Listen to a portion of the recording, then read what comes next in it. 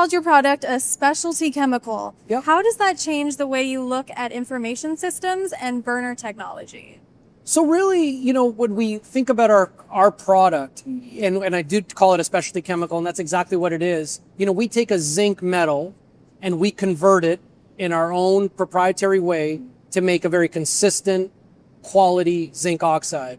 And then when you're asking about, okay, it's a specialty chemical that goes into pharma and agriculture, rubber chemicals, specialty chemicals, motor oils, construction materials. How does that look at in terms of information systems and burners? It's the burner technology comes with us wanting to be lean and responsible. So lean, no lie, if you can use less utilities, it does help the cost factor, right? Let's start there.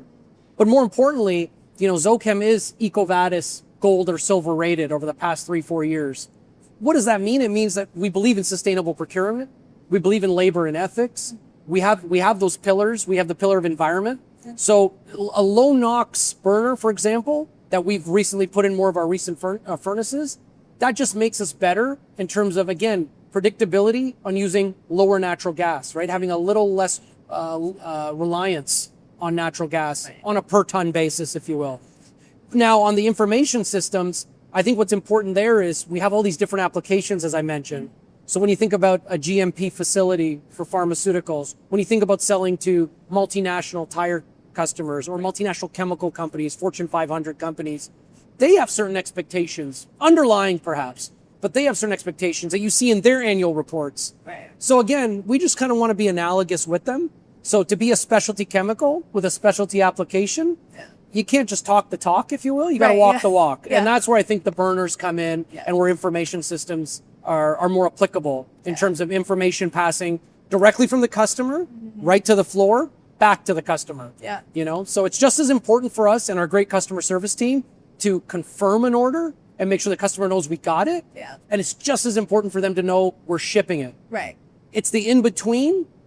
As much as they want to know, we're happy to tell them. But it's the in-between that we just want them to know it's just happening the same way. The wheel's going to turn, right? And it's going to be solid. How does a new furnace design actually make life easier and safer for the operators on the floor? Pretty simple answer. Every time we've been iterating our furnaces, we try and reduce the amount of handling an operator needs to do and the amount of exposure they have to any heat source. So really what we've been doing now is the operator really never actually gets close to the molten metal bath, and they never actually need to get close to the zinc vapor port, which is what's coming out at, let's say, 1,300 degrees Celsius, 2,500 Fahrenheit.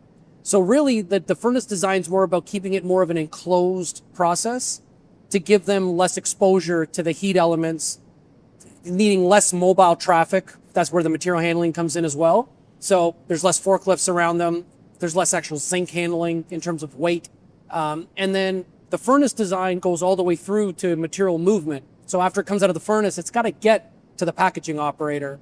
And even that conveyance system is an enclosed process, which has, again, less emission points, completely closed. We use very high intense filters to make sure that they're basically not passing through anything that we wouldn't want someone to breathe in. Right. So all that to say, the design really is more of an iteration, almost like, again, using the car analogy, adding another safety airbag, adding another safety belt restraint, and so on and so forth. It's one of those things. And really, we just want to focus more on what do they see as their pain point.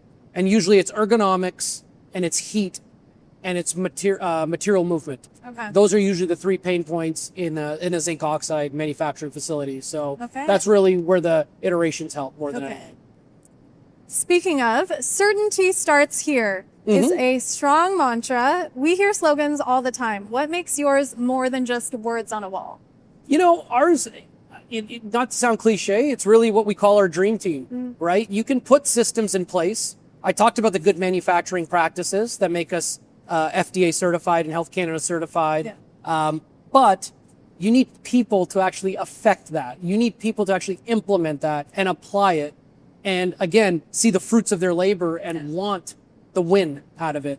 So when I think about, why we call ourselves the dream team, if you had Jordan, Pippen, Magic, Barkley, and Larry Bird on the floor, you feel pretty good, right? And that's how I feel, right? It's really got nothing to do with me at that point. At that point, it's really about the operators, our production operators on the floor, our maintenance skilled trades, whether it's our millwrights, electricians, who are keeping the line moving. Because when you're a continuous process, you don't want to stop. And again, that goes to that predictive maintenance element. When you look at our management teams, when you look at our customer service, that feeds it to our operations team, and scheduling and converting from production to make sure that we get the product on time, in full, to our logistics, getting it out the door, to the finance team, invoicing that load to make sure our customer gets the paperwork they require. And not just the finance part of it, as much as we like to make money. No, it's also the quality certification, right? To make sure there's a certificate of analysis that says it's exactly what we said it should be. It's in specification. And then when I say why certainty starts here, one of our 4 C's, certainty being one of them, the other ones are continuity, communication, and consultation. It's that consultation element that I feel is our differentiator. If a customer's got a question, they got a thought, they got a concern, they're welcome to ask us, because again, it's kind of like, as I mentioned, those layered audits. You learn something every time, right? You learn something new every day, and it's even better when you hear it from the person who's using your product. So our consultation from our team is what provides certainty to that customer. They get an answer that they can take home and that they can use in their process to make sure their end user is satisfied. Right, yeah, exactly. So the board talks about 3 pillars, as you mentioned before: hire right, be good Samaritans, and take care of the customer. Right. How do these pillars affect your day-to-day decisions? The board's always been very clear about those 3 pillars that you just mentioned. Good homework, by the way. So hiring the right people, being good Samaritans, and taking care of our customers. The day-to-day decisions where it comes to place is kind of the back end of that. When we say take care of our customers, we have the 1A, internal customer, our team member, and 1B, our external customer, right? The one who's giving you the revenue, who's paying the bills, who we value, eternally, to make sure we can keep being a repeatable, venerable supplier for years and decades and centuries to come. That's what we want, right? So when you ask me about the day-to-day, you got to funnel that back. If we want to be strong for 50 years and the next 50 years, we need to take that back to the day-to-day and say, when we're hiring the right people, they should be taking care of each other. There needs to be a collaborative environment, right? I have to be included in that. If I'm not helping in that, then I'm the wrong person for this seat. When you're being a good Samaritan, there's a kindness and a compassion that comes with that. Our board is extremely philanthropic, to say the least. They believe in giving, and they don't believe in giving just to one cause. They believe in giving to causes that are important to the people they hire. So you start connecting those 2 things together. If you keep that energy positive, as much as we try to, if you keep that energy positive and you've got good collaboration, you have the right people making the product, you have the right managers making the right decisions, the internal and external customer should win. But it is a day-to-day, just going back to your question, it's a day-to-day element. Every day something new pops up. There's a new order to make. There's a new specification on the floor. There's a grade change, meaning in our world, there's a recipe that needs to be toggled on a furnace because we're now making customer B's product instead of customer A. How we make those decisions, how we make the efficiency of that decision and the effectiveness of that decision really comes down to, do we have the right people?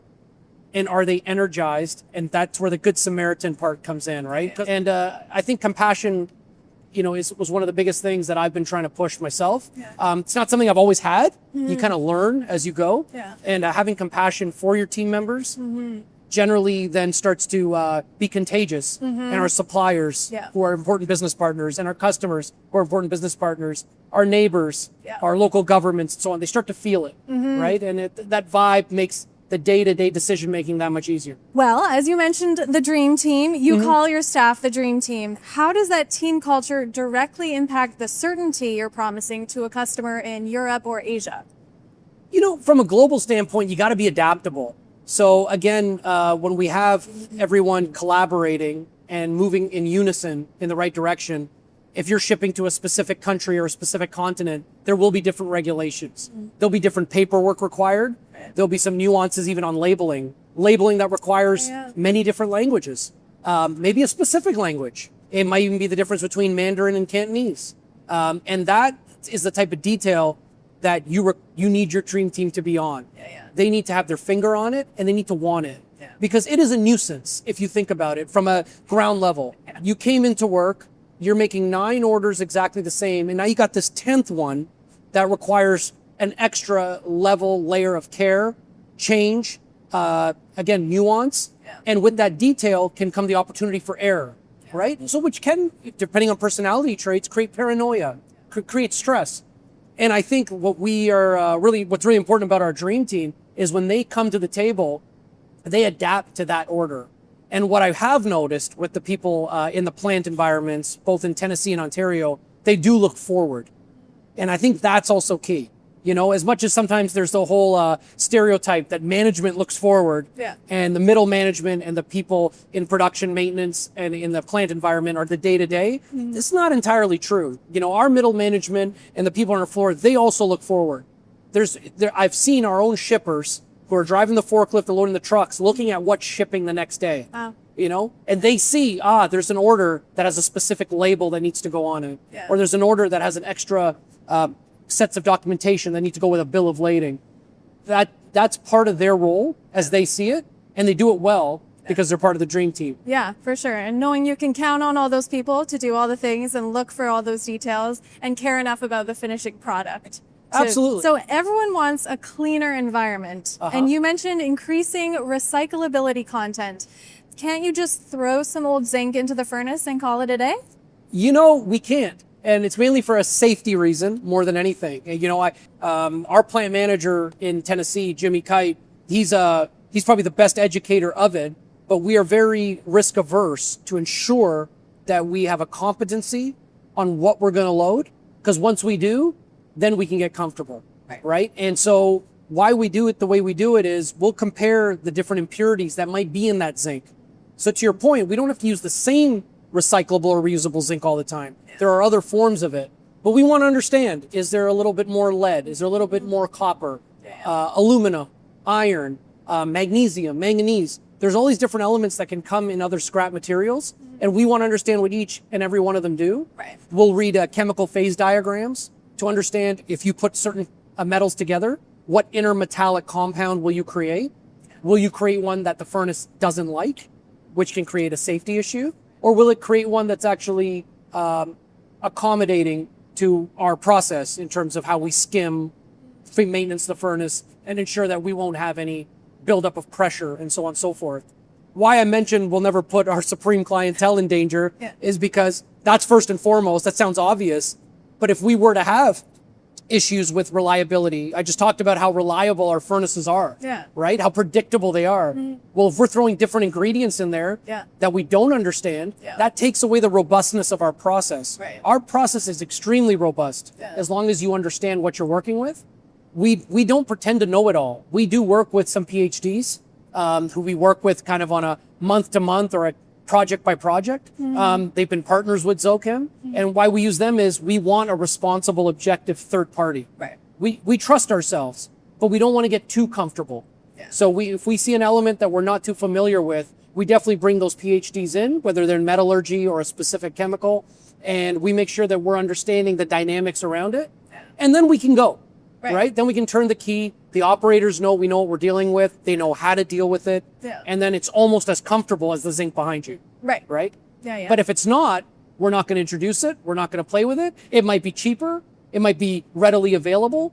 But if it's going to create any type of safety or environmental compliance issue, that's not our bag. So you mentioned phase diagrams and mass balances. How geeky does the team have to get to ensure that the recycled material doesn't bring in any unwanted guests? You know, we geek it out. We do, and we have fun with it. And I mentioned how we work with some external PhDs, but internally it starts kind of with our procurement manager and our plant management, and they talk first and foremost, and they start to see what elements might be involved.